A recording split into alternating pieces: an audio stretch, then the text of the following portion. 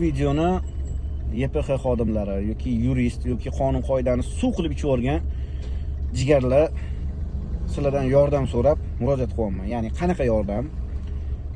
Menga 1 yil oldingi shtraflarim ketma-ket deydi 10 ta shtraf keldi.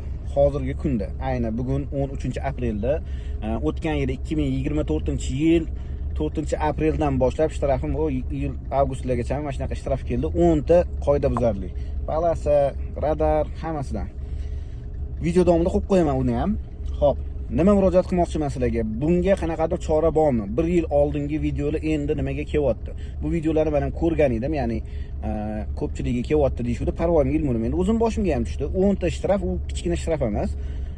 Har bittasini hisoblaganda 3 million 400 bo'lyapti. 50% chegirma bilan to'laydigan bo'lsam 1 million 700 ming. Menga 14 kun vaqt berishdi.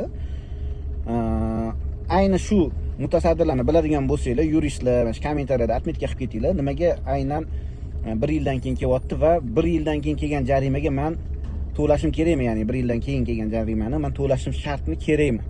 Yoki uni qanaqadir qaytarish ilojlari bormi? Shu masalada sizlardan yordam so'rab bezovta qilyapman. Joninglar sog' bo'lsin, aralashib zo'rg'a kuzatishda davom etinglar. Biladigan odamlarga shuni jo'natib qo'yinglar va atmetga qilib qo'yinglar. Hammaga rahmat.